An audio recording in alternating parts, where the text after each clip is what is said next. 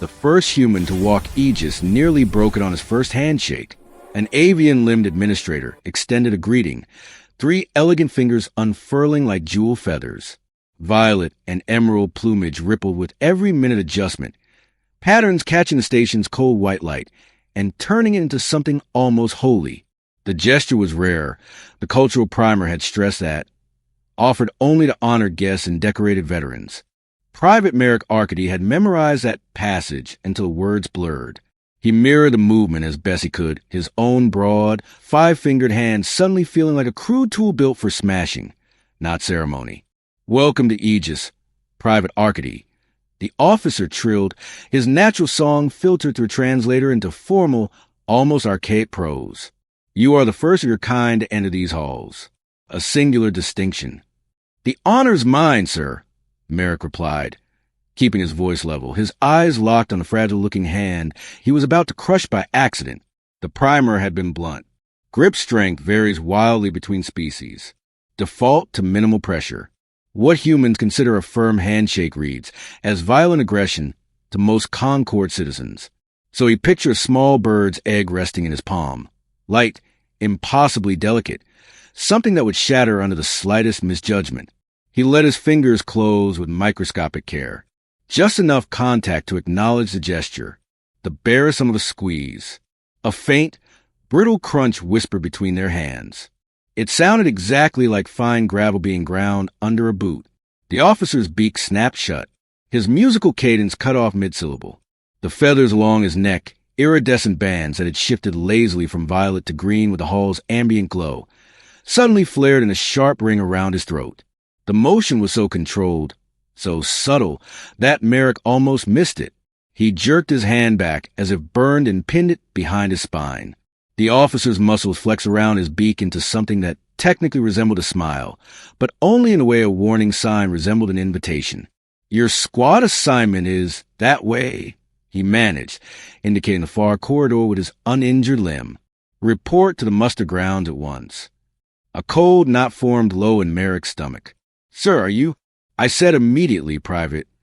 The words were polite. The tone was as brittle as the bones Merrick might have just powdered. He snapped to attention, saluted, and walked away under the weight of invisible eyes. Being the first human in the Concord's most prestigious military academy already felt less like a historic honor and more like walking into a glass museum with sledgehammers for hands. 5 minutes on station, and he had probably broken an officer's fingers. It was going to be a long tour. Squad 9 waited on a sun-bleached parade field of pale composite that pretended to be stone. From a distance, they looked like a spilled box of galactic misfits, clumped in nervous clusters. Up close, Merrick felt conspicuously biological. He found his name on the translucent roster, hovering beside a list of species that sounded like diagnoses. A small furry shape noticed him first. The creature barely reached his knee. Copper sheen for puffed around enormous, perpetually worried eyes. At the sight of Merrick's frame and unfamiliar silhouette, it squeaked and tried to vanish behind a larger cadet's legs. Mixian, the primer supplied in the back of his mind. Name, Pip. The cadet Pip was hiding behind, didn't need a primer to impress. Orna the Tessellate stood like a walking bastion, plates of gray armor overlapping in seamless layers from skull to feet. As she focused on Merrick, those plates tightened, seams closing until she looked like a single sculpted block. She met his gaze without blinking and gave the slow, deliberate nod of someone acknowledging a potential threat instead of a peer. Her expression never moved. Her face was a fortress too. The Carrick stood beside them like a monument the architects were proud of. Reax's slender body was a lattice of dark biometal segments, every line clean and precise. His matte plating caught the sun in a muted sheen, like polished hematite. He moved with rigid grace, each step measured.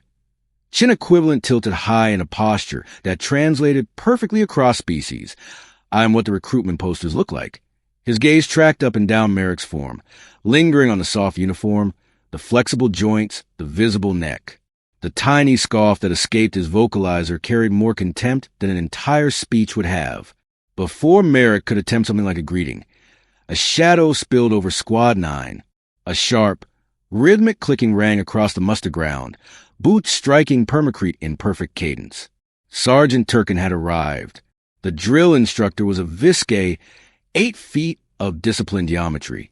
His body was all lean lines and tension, anthracite dark skin stretched taut over frame that looked carved from obsidian. The surface was so black it drank the light instead of reflecting it.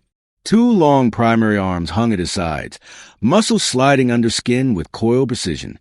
2 smaller secondary manipulators rested folded near his waist, fingers tipped with delicate, bladed digits built for terrifyingly precise work.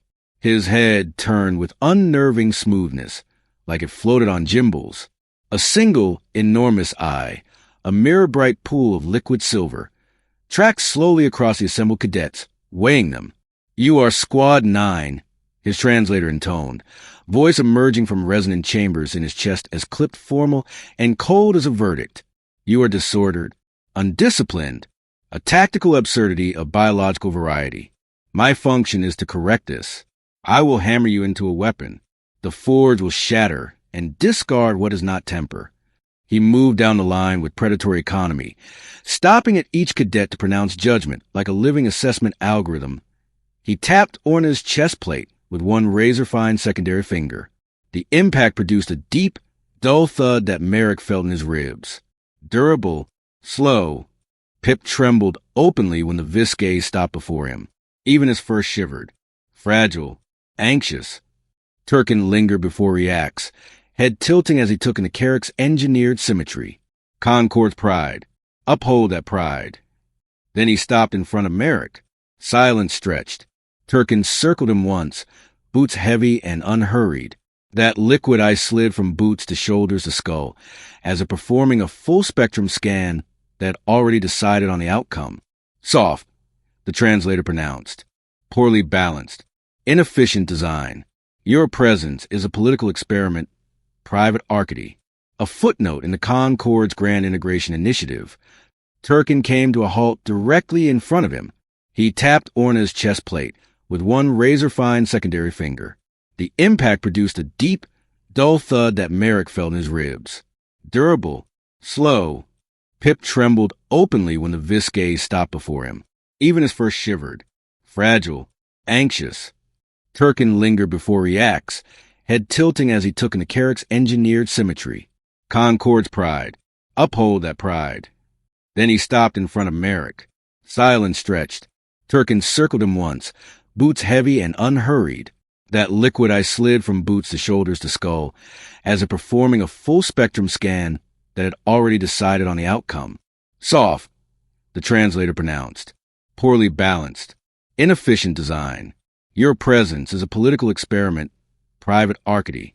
A footnote in the Concord's Grand Integration Initiative. Turkin came to a halt directly in front of him. "Footnotes waste my time.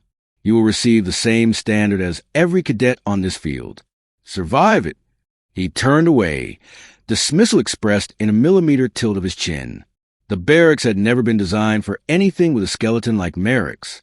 Everything screamed Carrick engineering. Hard edges, unforgiving surfaces, and tolerances built for beings that weighed as much as light vehicles and didn't bruise. Walking through it felt like navigating a museum of industrial design, where every exhibit was calibrated to fail under his fingers. He sat on his assigned bunk.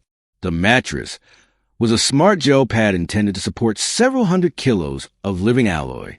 Under Merrick's human weight, it surrendered instantly, compressing to a useless wafer that left him effectively lying on bare metal. The frame groaned, complaining about a burden it hadn't been built to understand. Steel bed for the foreseeable future, he thought grimly. He turned to his locker, a tall metal monolith with a recessed handle. The latch resisted, sticking halfway. He applied what, back home, would have counted as a decent tug. The handle tore free with a shriek of protesting metal, leaving him standing in the aisle holding a twisted piece of steel that had previously been part of Academy property. From across the bay, Riax watched with open amusement, the corner of his metallic mouth lifting into a smirk that needed no translation.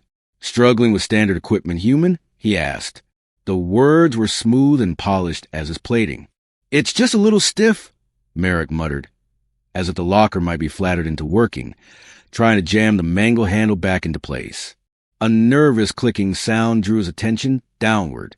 Pip edged closer on tiny, quick feet, eyes flicking between Merrick's oversized hands and the wounded locker. He held up a compact device bristling with tools, cables, and glowing indicators. I can fix it, Pip blurted, voice firing out in a rapid staccato. You're stronger than the mechanism's safety margin. The default tension settings fail under your output. I can reinforce the lock assembly and adjust release pressure. Go ahead, Merrick said, stepping back like he was backing away from a live explosive. Please. Pip sprang into motion. His slender fingers danced across the control panel, swapping out components, tightening microfasteners, and keying adjustments with a confidence that made Merrick's earlier efforts feel prehistoric. Seconds later, the locker slid open with a dignified hiss of hydraulic respect. There, Pip chirped, his grin wide, his ears still twitching. Adjusted for human parameters. Merrick looked from the tiny engineer to the still smirking Carrick across the room. Maybe, just maybe, he could fit somewhere in this place after all.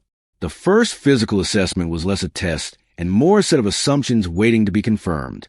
In Concord doctrine, strength meant durability under continuous load, how much force a body could withstand and exert repeatedly before structural fatigue set in.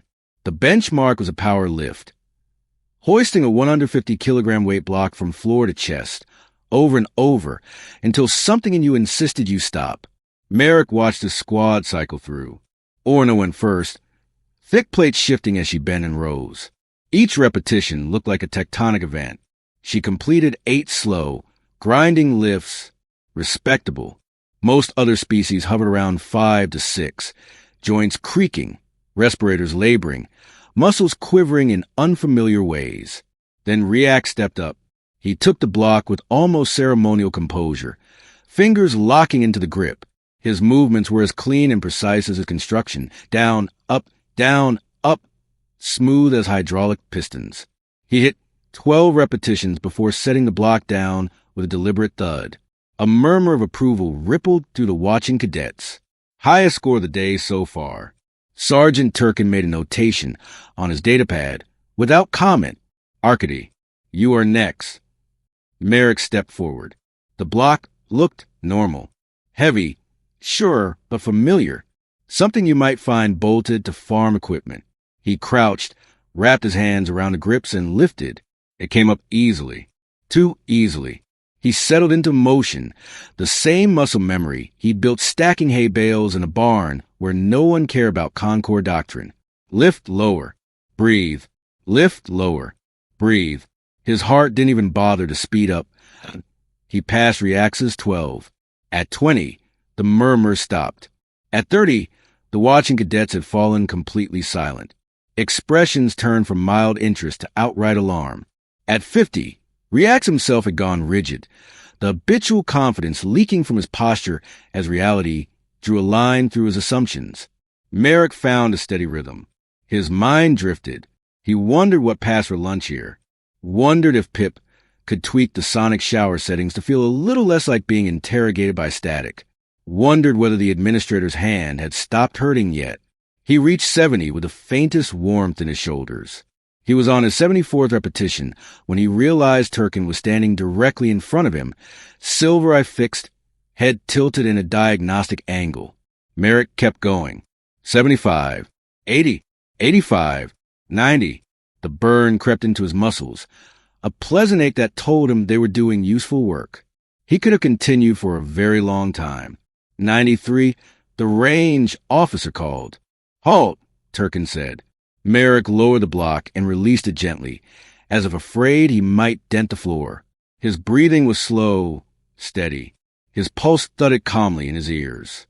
You are disrupting the testing schedule, Private, Turkin observed, tone flat, as if announcing a minor lab anomaly. He logged another note on his datapad. I unreadable. Merrick glanced around. The entire platoon was staring at him. Only the ventilation fans had the courage to make noise. The Aegis mess hall was a roar of biology. Clicks, trills, rumbles, and hisses overlapped until language itself dissolved into a background storm. Smells battled in the air. Ozone from recycled systems, metallic tang from Carrick cleaning fluid, the yeasty warmth of nutrient blocks rehydrating into something almost edible. Merrick sat with his squad, sawing through a dense khaki slab of calories that tasted faintly like toasted yeast and regret. He had already bent 3 spoons that week trying to cut his food politely. Another squad swept through the hall like they owned it. At their head moved a Carrick even more massive than React's. Broader plates, thicker limbs, swagger dialed up to weaponized levels. Queer. The name had already made it through the rumor network. His family line. So the whispers went care to disgrace. A history of plates shearing under stress. For a species obsessed with structural integrity, that was a stain generations deep. Queer compensated with belligerence and a kind of cruelty that demanded an audience. He led his squad past Squad 9's table and immediately zeroed in on the smallest shape available.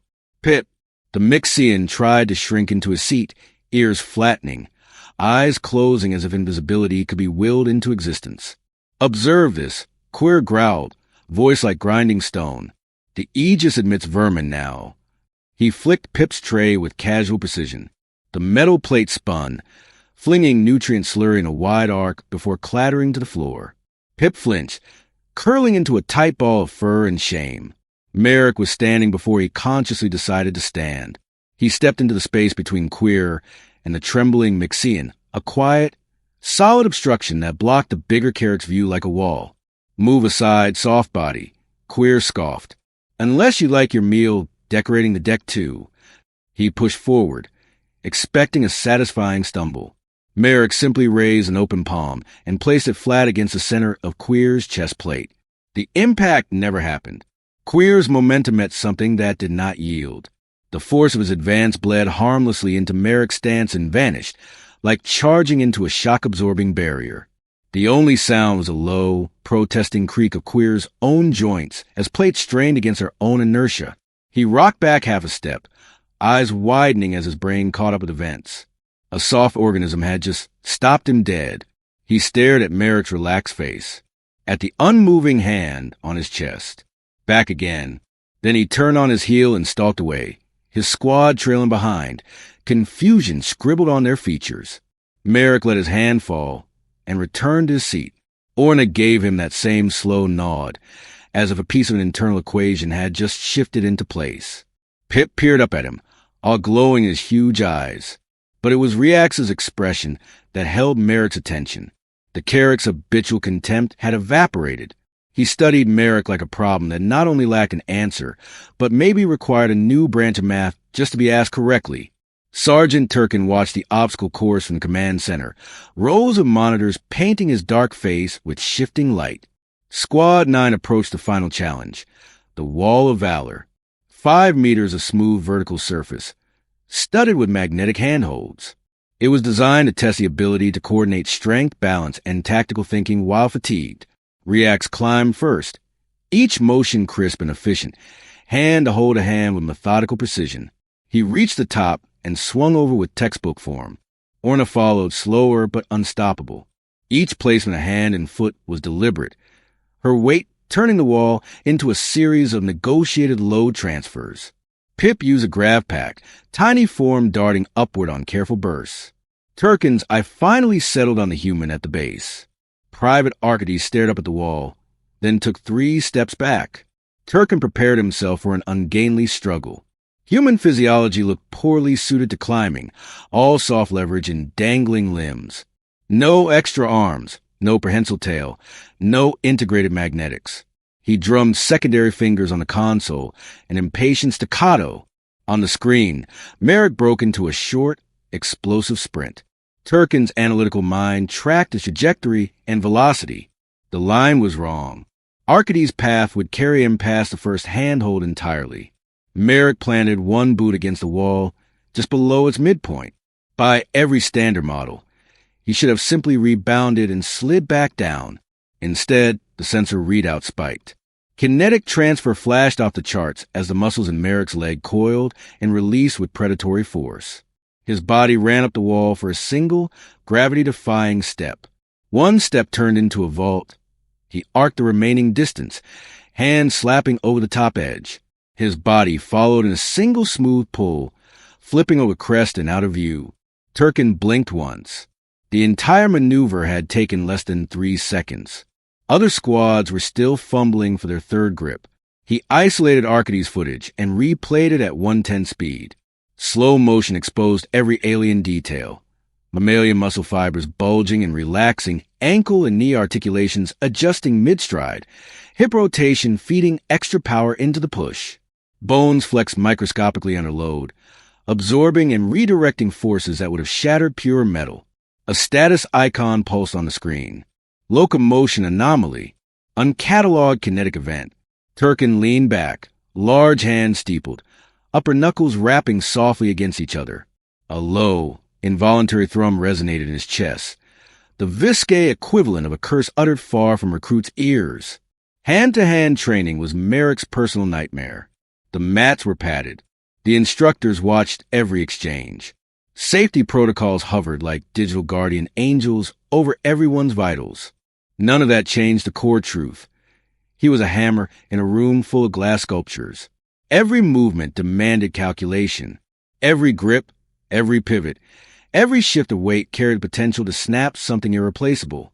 Sergeant Turkin, who appreciated irony almost as much as he did discipline, paired him with Reacts. Karak physiology represents the pinnacle of martial design. Turkin announced the class. Dense, durable, powerful. Human structure is more flexible. He turned that liquid eye on Merrick. We will now demonstrate a basic hip throw. Private Arcady, you will execute. Cadet Reacts will provide resistance. A beat, appropriate resistance. Reacts' grin was all sharp angles and opportunity. My pleasure, Sergeant. Merrick's heartbeat pounded behind his sternum. He raised his hands, unsure where to place them on Reacts' segmented frame, without accidentally leveraging a joint into shrapnel. Okay, he murmured, barely above a whisper as he stepped in. I'll go slow. Let it happen. Don't fight the motion at the end. You offer combat advice to me? Reacts sneered softly. Focus on your own flailing. Execute, Private. Turkin called. Merrick inhaled deeply and moved as if navigating minefields. He mirrored the holographic instructor's movements. Grip on arm and tunic equivalent. Pivot, hips under center of mass. Sink his weight just enough to unbalance. Every muscle shouted at him to apply more force. He denied them all, using what felt like the bare minimum necessary to peel Reacts off his footing. Sweat traced along his hairline from sheer concentration. At the last instant, Reacts, determined not to be thrown by something made of meat, locked his body rigid in defiance. He stiffened his arm, turning it into an unyielding bar at an awkward angle. The throw's rotational force met a joint that refused to rotate. A sharp, high-pitched screech tore through the training hall. The sound of metal pushed past its limits. Reacts cried out, the noise stripped of arrogance and filled with pure surprise and pain.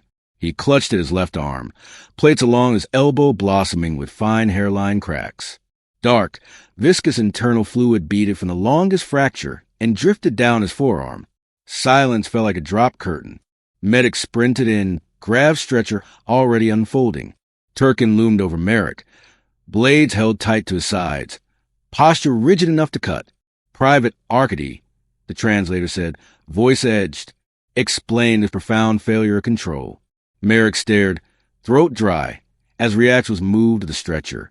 He had used less effort than it took to open a stubborn jar back home, and somehow he had broken the supposedly strongest cadet in the course. The realization pressed cold and heavy behind his ribs. He was not an awkward curiosity. He was dangerous. The medbay hummed with quiet life. Reacts lay under a shimmering stasis field, damaged arm suspended away from his body. The worst fractures had been fused already, leaving a dull, discolored seam across the once perfect hematite finish. On a Carrack, a line like that would be the equivalent of a conspicuous scar. Merrick hesitated in the doorway, the apology he'd rehearsed shredded by doubt. He expected hatred, accusations, demands to have him shipped back to whatever gravity will he crawled out of. Instead, Reacts regarded him with a steady, unervingly thoughtful stare. He lifted his good hand and motioned to the chair beside the slab. Merrick sat. Machines beeped softly around them. Time stretched. How? Reacts finally asked, voice a low rasp. The question skipped past the throw, past immediate injury, past any superficial blame. It went straight to the core. The medics analyzed the impact profile. Reacts continued. The recorded impulse was minimal, statistically insignificant, and yet my plating failed anyway. Merrick swallowed. Explaining his own body suddenly felt more terrifying than any lift. The force wasn't the main problem, he said slowly. The way it moved through you was. React's gaze hardened, demanding detail. My muscles are bundles of fibers. Merrick tried, feeling like he was describing an eldritch machine built from meat. When I strain, those fibers tear at microscopic levels. The effort actually damages them. Then my body repairs that damage, making the fibers thicker, denser. We improve by constantly breaking ourselves and then rebuilding. React stared. You live your entire lives injured, he said, flat. That sounds dramatic, Merrick answered, realizing it didn't sound inaccurate. It's just how we function. Our bones are rigid shells around living cores that manufacture new cells. They flex under pressure. Sometimes they break outright. Then they knit, often stronger than before. He spread his hands, frustration nodding his shoulders. Our bodies are built around damage and recovery. Yours is built for integrity. What happened back there wasn't about impact. It was torque. You brace for a straight-line shove. The throw twisted your arm. Your plates are absurdly strong under compression, but rotational stress at a lock joint sheared the joint. React finished quietly. Merrick nodded. So your strength, React said, voice shifting with a new respect, arises in the fact that you are constantly breakable. He held Merrick's gaze. You are powerful because you are always, in some sense, broken. Sergeant Turkin's office was as bare and exacting as the instructor himself. One desk, one chair, a row of data pads lined with geometric precision. Nothing non-essential. Merrick stood at attention, eyes fixed on a point over Turkin's shoulder. The datapad screen cycled through documents Merrick recognized from their headings. Human physiology, overview, potential kinetic output in high-gravity bipedal species, cellular regeneration, and myofibrillar hypertrophy. Every file bore the same orange icon in the corner, a biohazard tag that suddenly felt personal. Turkin finished reading a report and rotated his head to face Merrick. The only sound was a low hiss of the vents. Are you deliberately failing, Private Arcady? The translator asked. No preamble. No softening. Sir, Merrick managed.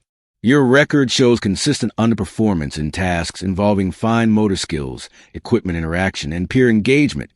Turkin continued. Yet your gross metabolic outputs exceed all previous Aegis records by a factor of 12. He steepled his primary hands. Explain the contradiction. Merrick's jaw clenched. I'm not failing on purpose, Sergeant. Then explain the broken handle. The damaged cadet. Explain why you treat every standard-issue device as though it were a volatile explosive. Something in Merrick gave way. The carefully buried frustration erupted. Because it is a volatile explosive, he said, voice shaking but rising. Everything here is. I am trying not to break it. I am trying not to break anyone. The words came faster now, each one dragged from somewhere deep. On my first day, I shook an administrator's hand, and I think I turned his finger bones to dust. And I was trying to be careful. During the lift, I only stopped because you ordered me to. It hadn't even gotten difficult yet.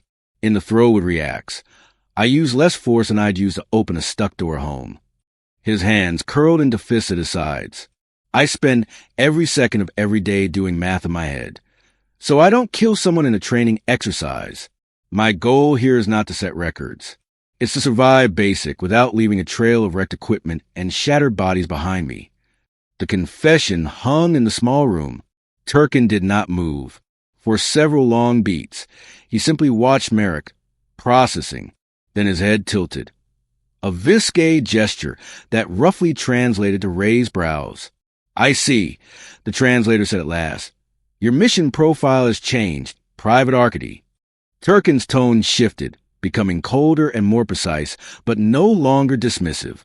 Your power is now an established, if administratively inconvenient, constant, Your task is no longer to demonstrate it. He leaned forward. From this moment, your primary objective is to prove your restraint. Your strength is irrelevant. Your control is everything. Delicacy is now your standing order. He flicked a secondary hand toward the door. Dismissed. Merrick saluted and left, heart still hammering, the new directive echoing louder than any shouted command. The exercise sounded simple. Cross a 50-meter ravine. The complication: a simulated crash had damaged their standard portable bridge kit. Support struts bent. Power cell casing cracked. Instructors had labeled it a leadership and ingenuity trial. Nothing to do with lifting. Other squads descended into arguments, tools fly between hands, as they tried to coax the bridge back into functioning shape before the clock killed their score. Squad 9 stood back and looked. The struts are compromised beyond safe load, React said, analyzing the fallen kit. Any direct force will cause a catastrophic collapse. I could stabilize the power cell. Pip clicked, already half inside its casing with a scanner. But it will take at least 30 minutes. We would fall to the bottom of the ranking. Merrick's gaze drifted to the terrain. The moon they trained on was a fossilized world, its ancient surface frozen into stone ages ago. Half buried in ochre dust nearby lay the petrified trunk of something that had once been a tree and was now essentially a stone cylinder, 10 meters long, thick as a shuttle hull. An idea flickered. "What about that?" he asked, nodding toward the log. Reax followed his gaze and scoffed outright. "That is not a tool, Arcady. It is a multi-ton geological feature. It is part of the environment." "Pip," Merrick said, ignoring the Carrick's tone. "Scan it. I need density and center of mass." Pip lit up, darting over to the trunk to run his device along its length. Numbers scrolled across the display. "Uniform density," he squeaked. "Center of mass here." A little green dot projected onto the stone surface. Merrick looked at Orna. She studied him for a long second, then moved without a word, planting herself at the ravine's edge. Her wide feet locked in. She lowered herself into a stance that said pivot point more clearly than words could. Then he turned to Reax. The Carrick stared back, skepticism fighting against memories of a 150-kilogram block rising and falling 93 times without effort. After a breath, Reax gave a single, sharp nod. "Guide him," he told Pip and Orna. "Keep the load balanced." That was enough. Merrick stepped up to the log, dug his boots into the loose, gritty soil, and slid his shoulder under its rough surface. The petrified would bit through his uniform. He drew in a breath that felt like swallowing fire and pushed. For a second, nothing moved. Then something gave, a deep grinding groan that shivered through his bones. Dust rained down in a gritty curtain as he straightened his legs and dragged the log up onto his back. It was heavier than anything he had ever attempted. Weight crashed down through his spine, trying to drive him into the ground. Every muscle from his neck to his calves screamed. "Left side needs elevation," Reax called, voice edge with command. "Orna, brace." Merrick adjusted, inch by agonizing inch, muscles howling. He staggered toward Orna's anchored form, following Pip's shouted micro-corrections. When he reached the edge, Orna's plated shoulder became his fulcrum. He pivoted. The far end of the log swung out over the ravine, then down, slamming into the opposite ledge with a thunderous impact that sent dust geysering. Squad 9 had a bridge. They crossed in formation, leaving the broken kit behind, and reached the far beacon first, minutes ahead of the next unit. A kilometer away, from a camouflaged observation post, Sergeant Turkin lowered his high-magnification scope. He tapped a single notation into his datapad. Control improving. Microgravity changed the rules. In the zero-G arena, raw force only got you in trouble. Every push launched you as surely as it launched your opponent. Every strike threatened to spin you into a wall. Leverage, timing, and subtle shifts of momentum decided everything. Here, Merrick's worst fear became his advantage. Queer and his squad, nursing wounded pride from both the mess hall and the bridge exercise, saw the training as their chance to reassert dominance. They boxed Squad 9 in near the center of the floating grid. "We have you pinned now," soft body, Queer gloated. kicking off from a wall toward Merrick like a thrown spear. Merrick stayed loose, hands open, body relaxed. At the moment of contact, he didn't block. He caught Queer's wrist, fingers closing just enough to anchor. Instead of stopping the Carrick's mass, he redirected it, turning with the motion in a tight spin. Queer's own momentum carried him past, trajectory altered. He sailed helplessly into a padded panel, rebounding with a heavy thunk and a startled grunt. Two more of Queer's squad mates launched in from opposing vectors, intending to crush Merrick between them. Merrick pushed gently off the floor, sliding into a slow, controlled somersault. He slipped through the narrow gap between their converging paths, leaving them collide in a clang of metal on metal. He was no longer just trying not to break anything. He was learning how to shape force instead of fear it. Turkin's earlier words echoed in his head. Control over strength. In the weightless space, where every misplaced effort sent others spinning, his body's flexible design and growing understanding of leverage turned into a kind of grace. From the arena's edge, Orna watched with arms folded, boots locked to the deck. Her posture changed almost imperceptibly, a fraction looser, some internal calculation resolving in his favor. The plasma rifle range demanded stability under recoil. Standard Concord rifles were tuned for carrot shoulders, designed to slam into solid metal. Energy kick translated into armor and distributed harmlessly across rigid frames. To anyone without that density, each shot felt like firing a small cannon.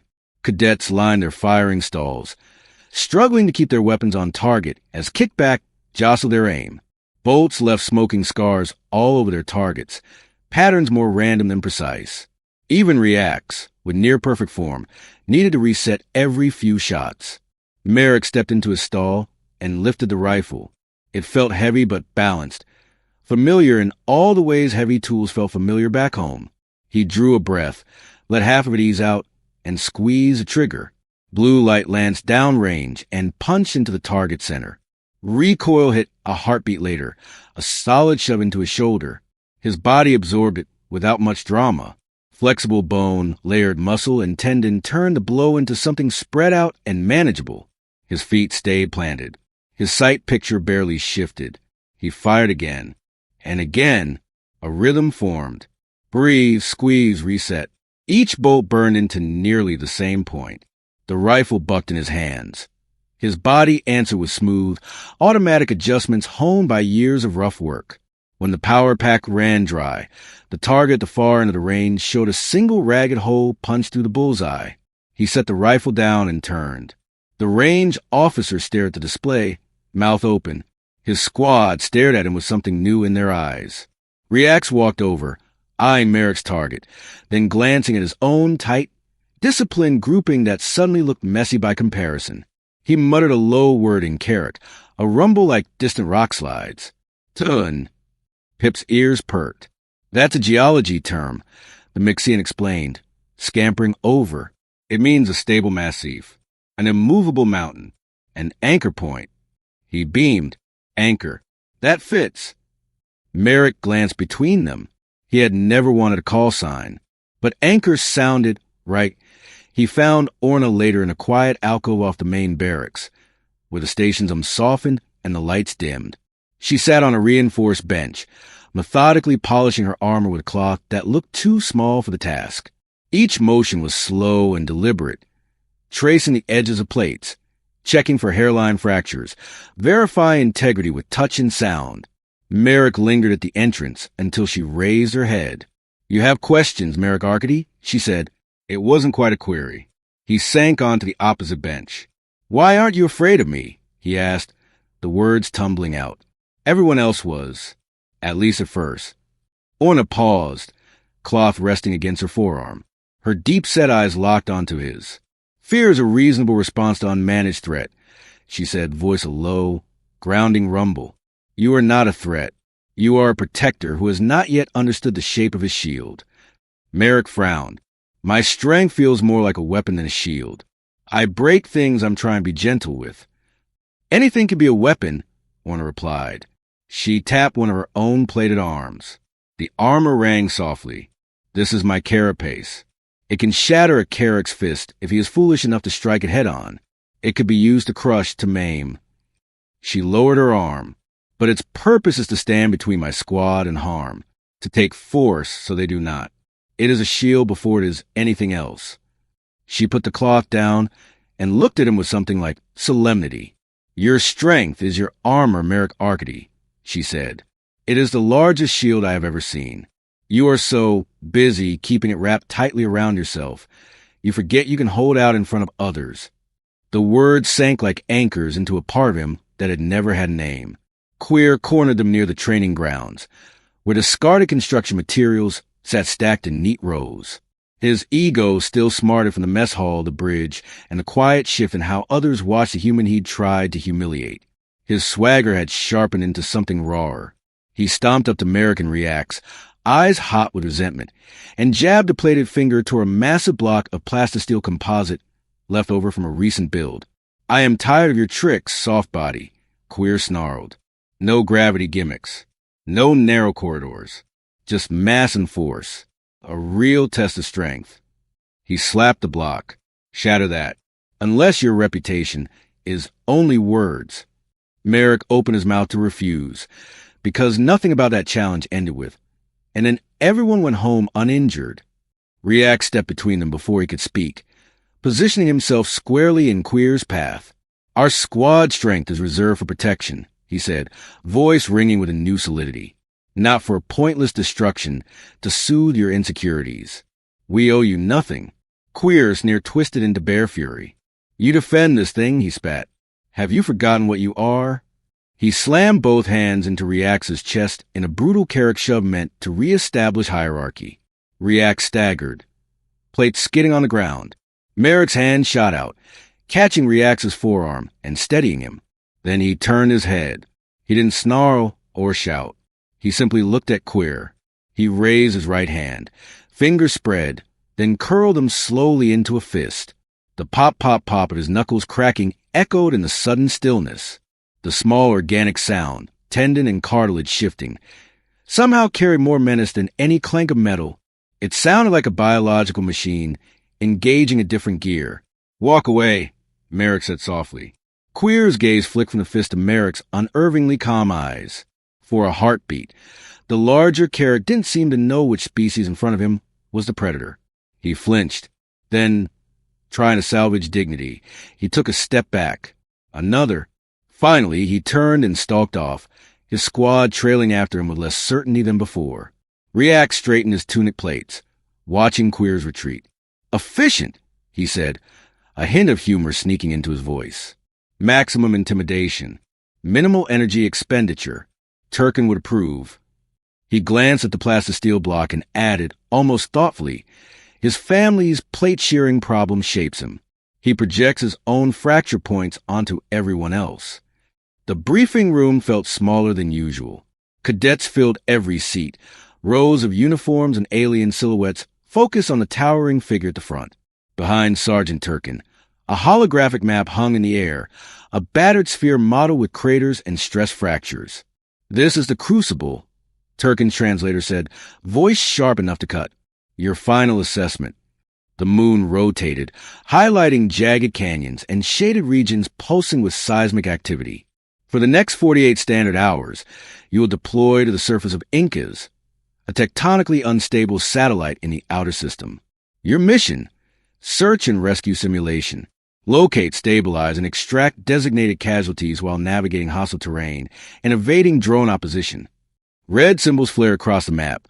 Rockfall zones, fault lines, instability warnings. The hazards are real. Incas is geologically active. Tremors are frequent. Rock slides are common. Equipment is standard issue. Consequences for stupidity are not simulated. His silver, I swept over the room, resting on each squad in turn. Your graduation depends on teamwork, on discipline, on intelligence. His gaze locked onto Merrick, then Squad 9 as a whole, and on control. Over-reliance on brute force in this environment guarantees failure. It will also get your squad killed. Do you understand me, Private Arcady? Merrick met that unblinking gaze. He thought of Orna's words about shields, of React stepping in front of Queer, of Pip's frantic hands on broken hardware. of Turkin's new order. "Understood, Sergeant," he said, voice steady. The drop shuttle landed on Incas with a muted crunch, landing struts digging into dusty regolith the color of dry blood. The ground trembled underfoot, a constant low-frequency vibration that crawled up through Merrick's boots and nested in his bones. They deployed in a spread that no longer felt awkward. Pip took point, scanner sweeping for drones and geological weak spots. The device chirped and pinged, overlaying invisible hazard zones onto his visor display. Orna moved along the flank, every step a mobile barricade. Her bulk turned narrow defile into secure corridors.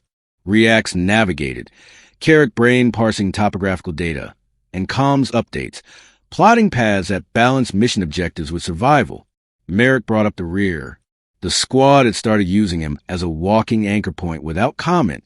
The largest power cell road strapped to his back like a small vehicle, weight that would have crushed any other 2 cadets combined. Whenever Pip needed readings that required absolute stability, Merrick planted his feet and let the moon's tremors spend themselves through his skeleton. They flowed through the canyon network with sparse comms, movements efficient and coordinated. Other squads cast glances their way, some suspicious, some grudgingly impressed. They bypassed the drone patrol by slipping through a tight crevice Reax had spotted. They recovered their first objective, a med supply cache hidden in a shallow cave, and secured it with methodical calm. They were crossing a wide canyon floor when the tremor changed. This wasn't the constant hum they'd grown numb to. It started as a low groan deep beneath them, a sound that seemed to vibrate inside their skulls. The ground heaved, throwing everyone off balance. Merrick dropped to one knee, power cell slamming into his back like a hammer, but his lowered center of gravity kept him from toppling.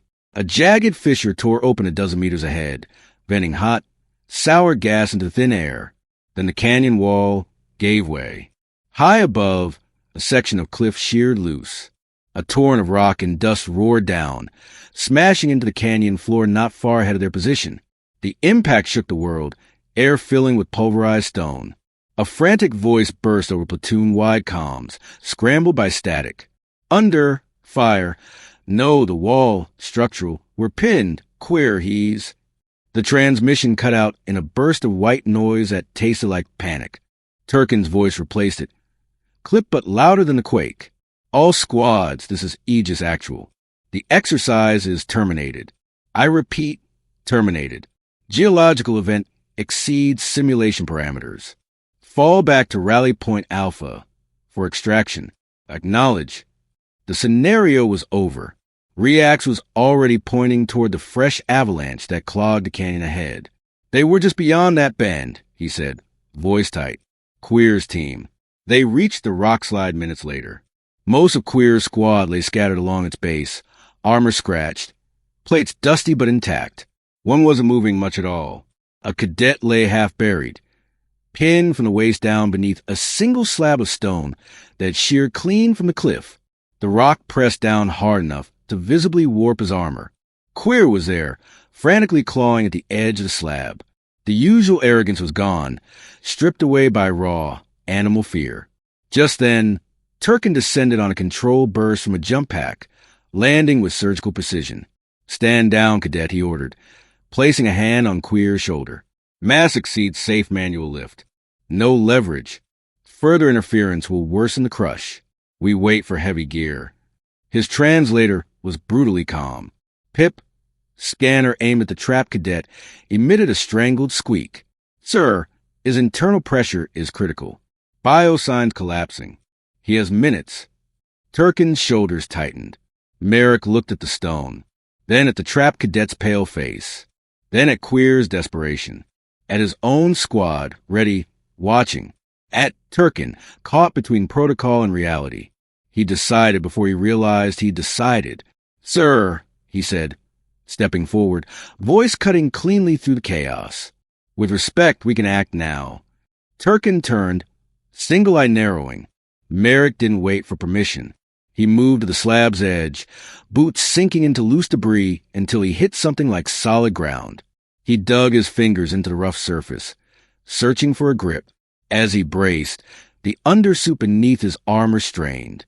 flexible fabric, never meant for this much distortion, stretched tight and translucent. For the first time, everyone present saw what human biology looked like under full load. It was nothing like carrot design or visque tension. His back, shoulders, and legs swelled, muscles contracting and thick, shifting cords that writhed beneath the skin like a nest of living cables. Veins stood out along his forearms, pulsing with blood forced through constricted vessels. The motion was grotesque and mesmerizing, an engine made of flesh, tendon, and bone priming to do something obscene. Turkin had seen the scans. Seeing the reality was different. It violated every principle of efficient design he understood. It was monstrous. A cadet from another squad choked on the words everyone else couldn't quite form. He lifted a shaking hand, pointing directly at Merrick's straining frame. What is that?" he shouted. Merrick heard him only as a distant echo. His world centered on the stone, on the grit biting into his fingers, on the roaring in his ears, on Orna's voice in his memory. A shield for others. He roared. The sound came from somewhere older than language, from a lineage that had hunted with rocks and fire. For an endless instant, nothing moved. Then the slab groaned, a deep grinding protest torn from the moon itself. Dust spurted from beneath it as it shifted. He used a smaller buried rock as a fulcrum, forcing the edge up. The slab rose, centimeter by screaming centimeter. His vision tunneled. Black spots danced at the edges. Every muscle fiber screamed. Bones vibrated against each other. His body felt like it was being pulled apart from the inside out. "The window is open," Riak shouted. He and Orna dove under the tilted slab in one synchronized rush. They grabbed the pinned cadet and dragged him free, armor scraping across stone. "He's clear," Riak called. The moment the words reached Merrick's overloaded brain, his strength vanished. He let go. The slab slammed back into place with an impact that rattled teeth and sent a cloud of dust billowing outward. Merrick collapsed to one knee, shaking so hard he could barely keep himself from face-planting. His lungs dragged in air. That didn't feel like enough. Silence rippled out from him. Cadets from half a dozen squads stared. Queer, Riax, Pip, Orna, even those who had never spoken to him before. Their expressions were an identical blend of shock and something that looked very close to fear. Sergeant Turkin stood over him. For the first time, his bladed upper limbs eased away from their rigid, ready position. A minute shift, but on a visque it might as well have been a double take. Twin suns shone down on the Aegis parade ground. The graduation ceremony wrapped the Academy's harsh lines in pomp and ceremony. Banners rippled. Commanders watched from raised platforms. Families filled the distant stands. Music played from speakers cleverly tuned to be audible to a dozen different auditory ranges. Squad 9 stood in formation, uniforms immaculate, every posture aligned. They looked like they belonged there. Sergeant Turkin addressed the assembled class, dark figure framed by a holographic Concord crest. He handed out the usual commendations, marksman badges, tactical honors, leadership distinctions. Each was met with polite, measured applause. Then he held up something different, the Aegis Star, the Academy's highest mark of valor. Traditionally, his translator announced, voice carrying easily across the assembled cadets, the Aegis Star has recognized exceptional courage in the face of overwhelming hostile opposition. The hologram behind him shifted, displaying historical battles frozen in glowing light. On Inca's, Private Arcady faced a different kind of overwhelming force. He confronted mass, gravity, and time on behalf of another. He employed his capabilities not to destroy, but to defend. The hologram flickered to show a stylized slab of stone lifting, a tiny form being pulled free. His actions have expanded what this award signifies. Turkin descended the steps and walked down the line until he stopped in front of Merrick. Up close, his voice dropped, losing some of its parade ground steel. "You have demonstrated the highest form of control, Private Arcady," he said. "You have made your species proud." He pinned the heavy metal to Merrick's chest with careful, deliberate pressure. More importantly, he added, just loud enough for Squad 9 to hear, "You have made your instructor proud." Later, As the suns dipped and the station lights brightened, Squad 9 gathered on a balcony overlooking the curve of the Aegis hull. Starfields burned beyond the transparent barrier, dusted across black like possibility. Queer approached, movement stiff and formal. He stopped in front of Merrick and bowed deeply in a Carrick manner. Plates shifting, posture lowered, a gesture reserved for debts that could never be fully repaid. Pip perched on Orna's broad shoulder, clicking happily, tail flicking with restless joy. Orna stood quiet and steady, armor gleaming, gaze soft with something that might have been pride. Reax took his place beside Merrick at the rail, staring out at the glittering dark. He set a hand on Merrick's shoulder. The grip was firm and perfectly measured. Merrick didn't flinch. He didn't have to. He stood there, the pressure of that hand a solid, welcome weight. Anchor. For the first time since he'd stepped off the shuttle and shattered a handshake, the Aegis didn't feel like a fragile structure waiting for him to ruin it. It felt like somewhere that had space for what he was. He looked out the stars with his squad at his side, a team forged by strain, fracture, and repair, stronger at the broken places, ready for whatever waited in the dark. And as a deployment order began to scroll across his datapad, promising wars, rescues, and impossible odds among those distant lights, one thought settled in his mind like a steady drumbeat. This was only the beginning.